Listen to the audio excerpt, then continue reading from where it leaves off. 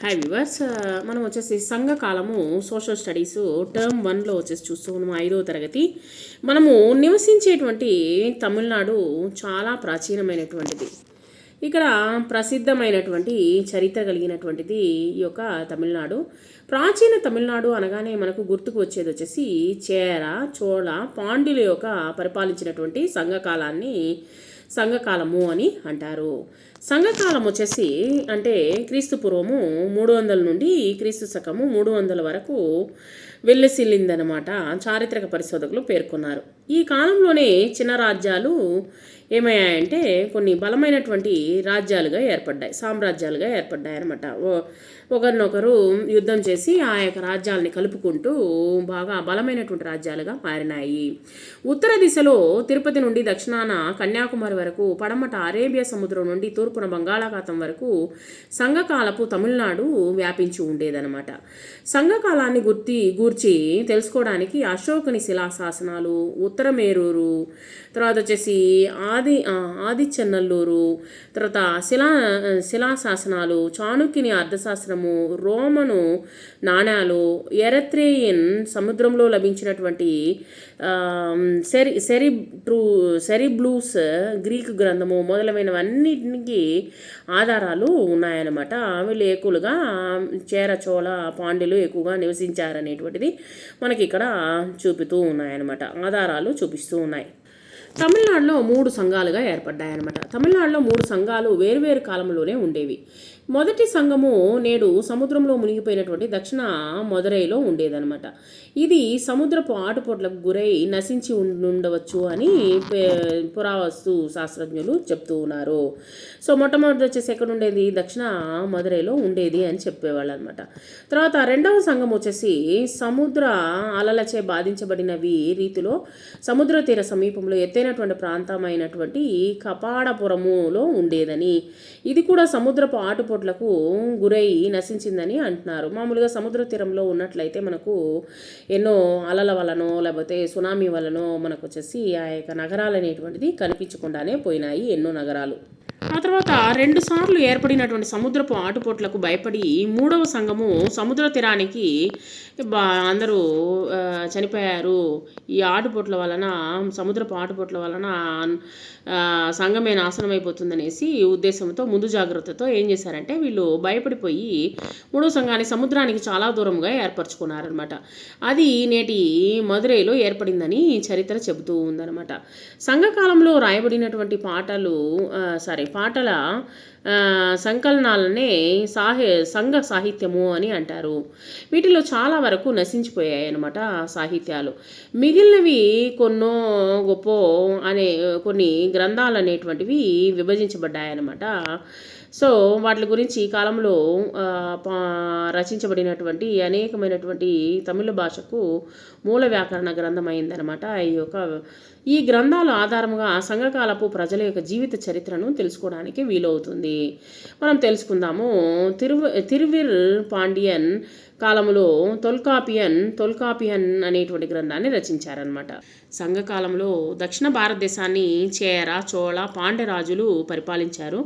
ఆ తర్వాత కాబట్టి ఈ కాలాన్ని వచ్చేసి 3 తమిళ రాజుల కాలం అని పిలిచేవారనమాట. అంటే 3 పరిపాలన చేశారు కాబట్టి, అంటే 3 డిఫరెంట్ ప్లేసెస్ని పరిపాలన చేశారు, దక్షిణ భారతదేశాన్ని పరిపాలన చేశారు కాబట్టి వీరు ఒక్కొక్కరు వేరువేరుగా పతాకము, పువ్వు మొదలైనటువంటి ప్రభుత్వ చిహ్నాలను కలిగి ఉండేవారనమాట. ప్రతి ఒక్కరికి మనకు ప్రభుత్వ చిహ్నం వచ్చేసి మనకు అశోక చక్రము, తర్వాత వచ్చేసి 4 సింహాలు, ఇవన్నీ మనం తీసుకోవడం జరిగింది భారతదేశ ప్రభుత్వము. ఆ విధంగా ఒక్కొక్క ప్రాంతంలో ఆ కాలంలో రాజులు పరిపాలన చేసేవాళ్ళు కాబట్టి రాజులు పరిపాలన చేయడం వలన రాజులు ఉపయోగించినటువంటి నాణాలు, వారి యొక్క పతాకము పైన ఉండేటువంటి గుర్తులు, తర్వాత వచ్చేసి వాళ్ళు ఏ విధమైనటువంటి నాణాలు వాళ్ళు ఉపయోగించినటువంటి సింబల్స్ ఏంటి అనేటువంటిది మనం చూద్దాము. గుర్తులు ఏంటంటే చిహ్నాలు అనేటువంటిది చూద్దాము. చేరులు చిల్లంబుల పతాకాన్ని, తాటి పువ్వు హారాన్ని వాళ్ళు తమ చిహ్నాలుగా తీసుకున్నారనమాట. వీరి రాజధాని వంజి అనమాట. తొండి మరియు ముసిరి ముఖ్య రేవులుగా ఉండేవి. చేర రాజ్యంలో నేటి కేరళ, సేలము, కోయంబత్తూరు మొదలైనటువంటి ప్రాంతాలు చేరి ఉండేవన్నమాట. చేర రాజుల్లో మిక్కిలి ప్రసిద్ధి చెందినటువంటి రాజు చేరన్ చెంగుట్టవన్ అనేటువంటి ఆయన ఎక్కువ ప్రసిద్ధి చెందినటువంటి రాజు అనమాట. ఇతడు సముద్రపు దొంగలను జయించిందే కాకుండా హిమాలయాల వరకు వెళ్ళి అచ్చటి రాళ్లను తెచ్చి కన్నగికి దేవాలయాన్ని కూడా నిర్మించాడు. ఇతని తమ్ముడే శిలప్పధికారాన్ని రచించినటువంటి ఎలంగో అడిగల్ అనేటువంటి వ్యక్తి అనమాట. ఎలంగో అడిగల్ అనేటువంటి వ్యక్తి. సో ఈ విధంగా వీళ్ళు శిలప్పధికారాన్ని కూడా రచించారనమాట. ఎలంగో అడిగల్ చేరరాజు యొక్క తమ్ముడు. చోళ రాజ్యం గురించి తెలుసుకున్నాం. చోళులు పులిగుర్తు చిహ్నాన్ని, పతాకాన్ని, అత్తి పూలహారాన్ని తమ చిహ్నాలుగా కలిగి ఉండేవారు. వీరి రాజధాని ఉదయూర్ అనేటువంటి ఊరు కావేరి పూంబట్టణాన్ని రేవుగా కలిగి ఉండేవి. చోళుల సామ్రాజ్యము చిత్తూరు, ఉత్తర ఆర్కాడు, దక్షిణ ఆర్కాడు, చెంగల్పట్టు, తంజావూరు, తిరుచనాపల్లి మొదలైనటువంటి ప్రాంతాలు కలిగి ఉండేది చోళ రాజ్యం అనమాట. ఈ యొక్క రాజులో ముఖ్యమైనటువంటి రాజు ఎవరంటే కరికాల చోళుడు. ఈ కరికాల చోళుడు గురించి బాగా వినుంటారు. చోళ రాజుల్లో మిక్కిలి ప్రసిద్ధి చెందినటువంటి రాజు కరికాలుడు అనమాట. ఇతడు చేర పాండ్య రాజులను వెన్ని యుద్ధంలో ఓడించాడు. పాండ్య రాజులను కూడా ఓడించేశాడనమాట. ఓడించడంలో ఇతడు వేటికి మనకు ఉపయోగపడుతున్నటువంటి కల్లనే ఆనకట్టను కావేరి నదికి అడ్డంగా నిర్మించాడు.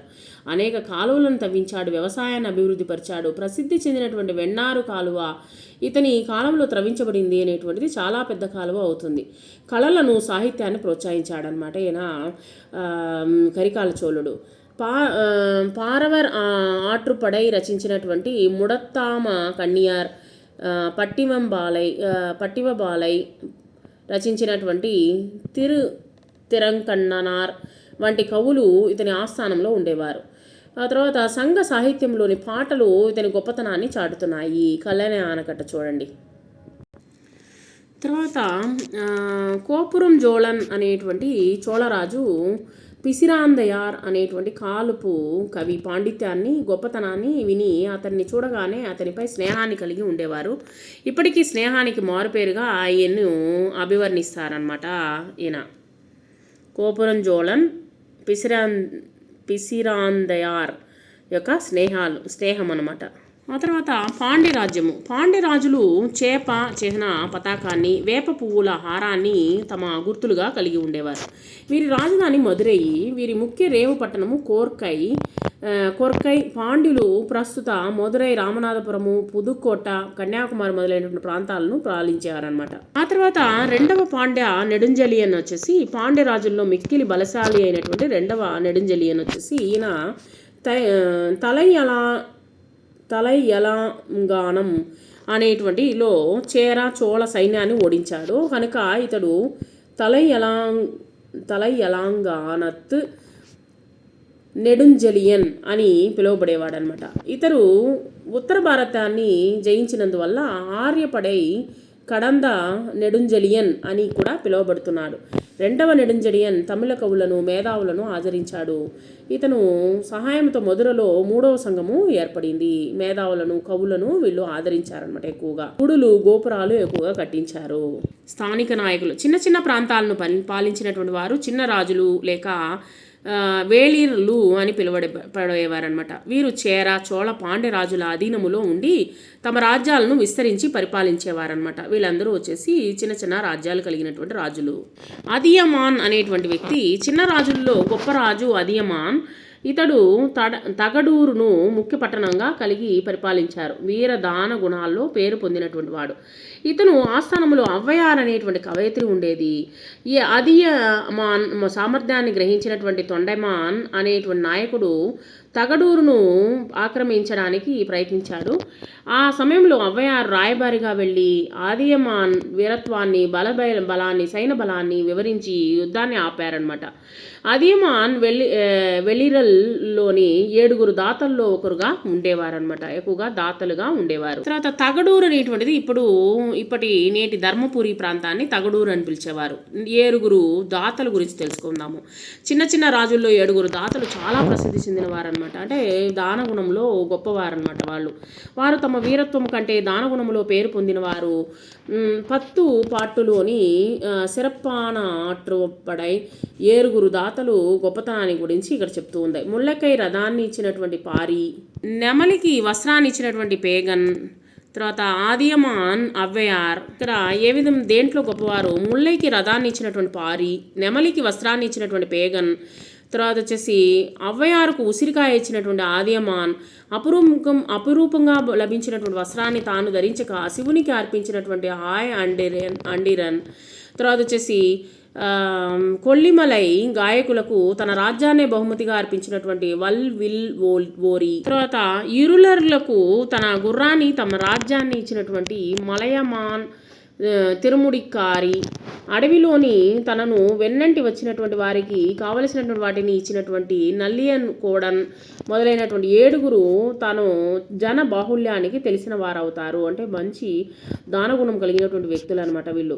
తలచిన వెంటనే కొంచెం కూడా ఆలోచించకుండా దానమిచ్చినందువలన వీరిని దానమూర్తులని గొప్పగా పొగిడారు. తర్వాత సంఘ కవులు గురించి తెలుసుకుందాము. సంఘ కవులలో కణియన్ పూలకుండ్రనర్, కపిలర్, పురనర్, నక్కీరర్, పిసిరాందయర్, మోసికీరనార్, పెరుంజిత్తిరనార్ మొదలైనటువంటి వారు ప్రసిద్ధి చెందినవారు. అవ్వయార్, కాకై పాడరియార్, నచెల్లియార్, ముడత్తామ కన్యార్, వెల్లి వీధియార్, సంగవై వంటి కవయిత్రులు కూడా ఉండేవారనమాట. పాండియన్ అరవుడై నంబి, అరయపడై కడంద, నెడుంజెలియన్, చోళన్, కులముట్రత్ తుంబియా, కిళ్ళివళవన్, చోళన్, నల్లురి తిరన్ మొదలైన రాజులు కవులుగా ప్రసిద్ధి చెందారనమాట. బాగా ప్రసిద్ధి చెందినటువంటి కవులు అనమాట వీళ్ళు. సంఘకాల సమాజంలో ఏ విధంగా ఉండేది చూద్దాము. తమిళ చరిత్రలో సంఘకాలాన్ని స్వర్ణయుగం అని పిలిచారనమాట. ఎందుకంటే ఆ కాలంలో నివసించినటువంటి ప్రజలు తమ కోసమే జీవించలేదు. వారు తమ శక్తి సామర్థ్యాలను పెంపొందించుకోవడం కోసము దేశాన్ని, ఆ భాషను కూడా అభివృద్ధి పరిచారనమాట. బాధ్యతలకు కట్టుబడి తగినటువంటి క్రమశిక్షణగా జీవించారు. ఈ సంప్రదాయమే కాలక్రమమే తమిళ సంప్రదాయంగా అయిందనమాట ఇప్పటికీ. సరే, కొన్ని జ్ఞాపకం తెచ్చుకుందాము. వాళ్ళు రాజులు వాడినటువంటి పతాకము, పువ్వు, రాజధాని, రేవును చూద్దాము. చేరులు వచ్చేసి విల్లు, తాటి పువ్వు, వంజి రాజధానిగా ఉండి, రేవు వచ్చేసి తొండి, ముసిరి అనేటువంటి రేవుని చేసుకున్నారనమాట. చోళులు వచ్చేసి పులి పతాకము, అత్తి పువ్వు, ఉరయూరు రాజధాని, తర్వాత కావేరి పూంబట్టనం. తర్వాత పాండ్యులు వచ్చేసి చేప పతాకము, పువ్వు, వేప పువ్వు, రాజధాని మదురై, కోర్కై అనేటువంటి రేవుని రేవు కింద వాళ్ళు తీసుకోవడం జరిగింది.